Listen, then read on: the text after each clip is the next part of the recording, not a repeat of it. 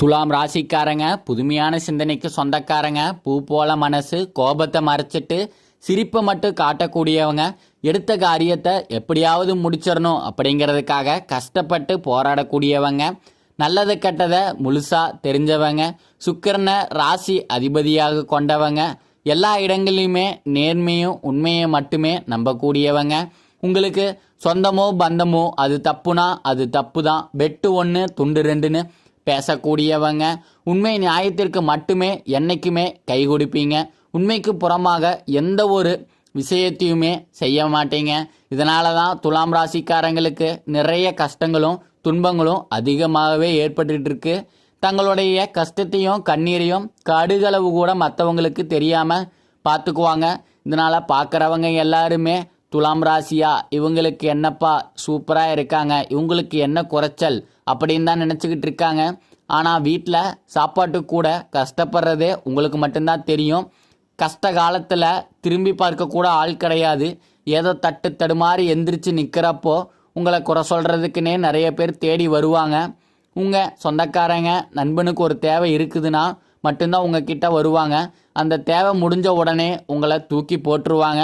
மறுபடியும் அவங்க வந்து உங்ககிட்ட உதவின்னு கேட்பாங்க. அவங்க உங்களுக்கு முன்னாடி பண்ண துரோகத்தை எல்லாமே மறந்துட்டு மீண்டும் அவங்களுக்காக உதவி செஞ்சு ஏமாறக்கூடியவங்க தாங்க துலாம் ராசிக்காரங்க.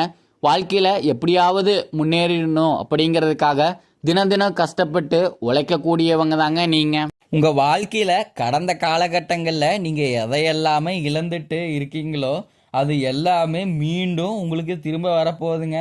அது மட்டும் இல்லாமல் இந்த வருடம் பார்த்தீங்கன்னா 2025 எடுத்துக்கிட்டிங்கன்னா மிகுந்த ராஜயோகத்தை தரக்கூடிய ஒரு காலகட்டமாகவே பார்க்கப்படுதுங்க. ஏன்னா இந்த ஆண்டு சனி பெயர்ச்சி, ராகு கேது பெயர்ச்சி, குரு பெயர்ச்சி, இந்த 3 வருட கிரகங்களுடைய பெயர்ச்சி ஒரே வருடத்தில் நடக்கிறதுனால மற்ற ராசிக்காரங்களை விட இந்த ராசிக்காரங்களுக்கு ஒரு நல்ல ஒரு முன்னேற்றத்தை தரக்கூடிய ஒரு வாய்ப்பாகவே இருக்குதுங்க. இந்த 3 கிரகங்களுடைய பெயர்ச்சி பார்க்கப்படுதுங்க. கடந்த காலகட்டங்களில் பெரிதாக ஒரு பொருளாதார முன்னேற்றம் அப்படிங்கிறது இருந்திருக்காது. வேலையில் பிரச்சனை, தொழிலில் பிரச்சனை, குடும்பத்தில் பிரச்சனை, இந்த மாதிரி நிறைய சிக்கல்கள் எல்லாமே அனுபவிச்சிருப்பீங்க. கடந்த காலகட்டங்களில் தங்களுடைய வாழ்க்கையில் நல்லது நடக்க போகுதுன்னு நினச்சிட்டு இருந்திருப்பீங்க. ஆனால் உங்களுக்கு அந்த டைமில் ஒரு மிகப்பெரிய ஏமாற்றம் தாங்க. புதுசாக ஒரு கஷ்டமும் பிரச்சனையும் தானாகவே உங்களை தேடி வந்திருக்குங்க. சொந்த பந்தத்தை இழந்தீங்க, சொத்துக்களை இழந்தீங்க, தனக்கு நெருக்கமாக இருக்கக்கூடிய உறவுகளையுமே இழந்தீங்க. கடைசியாக நான் மட்டும்தான் எல்லாத்தையும் இழந்துட்டு நிற்கிறதா, எனக்கு உயிர் வாழவே பிடிக்கல அப்படின்னு சொல்லிட்டு இருக்கீங்க. இதுக்கு மேலே என்னால் வாழவே முடியல சாமி, தயவு செஞ்சு என்னை உங்களோடவே கூட்டிகிட்டு போயிரு. நான் இவ்வளவு கஷ்டப்பட்டதுக்கு அப்புறம் எனக்கு வாழ்க்கையில் வாழணுங்கிற ஒரு எண்ணம் சுத்தமாகவே போயிருச்சு. உங்கள் மனசில் கவலையும் துன்பம் தான் அதிகமாகவே இருக்குது. நீங்கள் செய்யக்கூடிய ஒவ்வொரு விஷயத்தையுமே தடுப்பதற்காக உங்கள் கூட இருக்கிற நண்பர்களும் சொந்தக்காரர்களும் நிறைய பேர் முயற்சி பண்ணிகிட்டு இருக்காங்க. இது எல்லாமே தெரிஞ்சுமே கூட நீங்கள் என்னமோ பண்ணுங்க, எனக்கு என்ன வந்துச்சு அப்படின்னா தன் வேலையில் மட்டுமே என்னைக்கு குறிக்கோளாக இருக்கிறவங்க தாங்க நீங்கள். குரு பகவான் பார்த்தீங்கன்னா உங்களுக்கு 2ஆம் இடத்துல இருந்து 3ஆம் இடத்துக்கு போய் வகிக்கிற நிவர்த்தியாக போகிறாரு. இதனால் பொருளாதார முன்னேற்றம் அப்படிங்கிறது சற்று உயரமாகவே இருக்க போகுதுங்க. இதன் மூலம் வருமானம் உங்களுக்கு பல மடங்காக அதிகரிக்க போகுதுங்க. ஒரு 10 ரூபா வர வேண்டிய இடத்துல கூட இருந்து 100 ரூபா அப்படிங்கிறது ஒரு லாபமாகவோ சரி, உங்கள் சம்பள உயர்வாக இருந்தாலும் சரி, வரக்கூடிய இடத்துல நிச்சயமாக உங்களை சேருங்க. ஏன்னா கடந்த காலகட்டங்களில் நல்ல ஒரு வேலைங்கிறது கிடச்சிருக்காது. நீங்கள் படித்த படிப்புங்கிறது வேறையாக இருக்கும், நீங்கள் செய்யக்கூடிய வேலைங்கிறது ஒரு வேறையாக இருக்கும், சம்மந்தமே இருக்காது. என்னடா நம்ம வேலைக்கு இப்படியே போயிருமா அப்படின்னு ஒரு நிறைய பேர் நபர் நினச்சிட்டு இருப்பீங்க. இனி வரக்கூடிய நாட்களில் உங்கள் தகுதிக்கேற்ப நல்ல ஒரு வேலைங்கிறது நிச்சயமாக கிடைக்க போகுதுங்க. அது அரசாங்க வேலையோ இருந்தாலும் சரி, இல்லை ஒரு ப்ரைவேட் ஜாப்போ, ஐடி ஜாப்போ, பேங்க் சைடோ, நீங்கள் எங்கே வேலைக்கு ட்ரை பண்ணாலும் உங்களுக்கு நிச்சயமாக நல்ல ஒரு வேலை அப்படிங்கிறது கண்டிப்பாக கிடைக்க போகுதுங்க. சனி பகவானுடைய பார்வை உங்களுக்கு நேரடியாக இருக்குது. இதனால் வருமானம் அப்படிங்கிறது பல வழிகளில் வருங்க. தொழிலில் லாபம் சற்று அதிகமாகவே கிடைக்கும். அரசியல்வாதிகளை பொறுத்த வரைக்கும் புதிய பொறுப்புகள், புதிய பதவிகள் எல்லாமே தானாக உங்களை சேருங்க. ராகு கேது வந்து உங்களுடைய செல்வாக்கு உயருங்க, உடல் ஆரோக்கியம் மேம்படுங்க, சங்கடங்கள் நீங்கும், மறைமுகமாக உங்கள் தொழில் வாழ்க்கையிலும் சரி இல்லற வாழ்க்கையிலும் சரி நிறைய நபர்கள் வந்து தொந்தரவு கொடுத்துட்டு இருந்திருப்பாங்க. இனி அவர்களுடைய தொந்தரவுங்கிறது வந்து இருக்காதுங்க.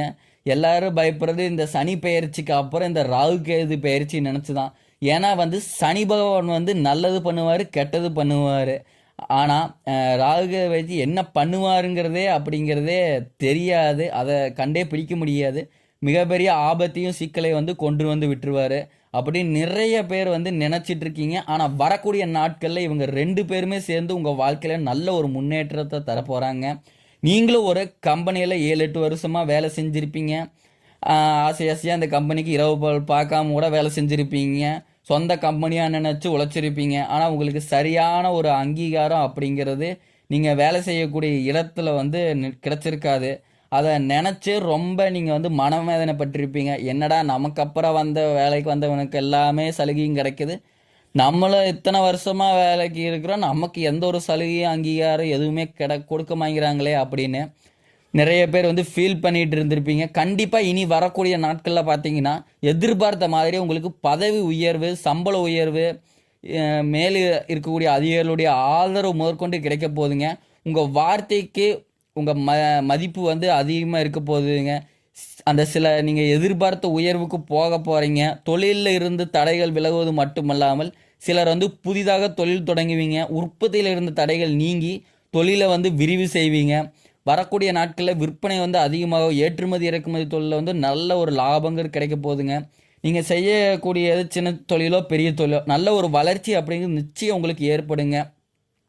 கடந்த காலகட்டங்களில் திருமண நிலை அப்படிங்கிறது ஏதாவது ஒரு வகையில் தடைப்பட்டு தான் போயிட்டு இருந்திருக்கும். இதில் குறிப்பாக பார்த்தீங்கன்னா பெண்களுக்கு கூட ஈஸியாக திருமணம் ஆகிறது, ஆண்களுக்கு வந்து ரொம்பவே பாவங்க. ஏன்னா வயசு வந்து 30லேருந்து 40 வயசு ஆகுது வரைக்குமே இன்ன வரைக்குமே ஆண்களுக்கு வந்து திருமண பாக்கியம் அப்படிங்கிறது இல்லாமையே இருக்குதுங்க.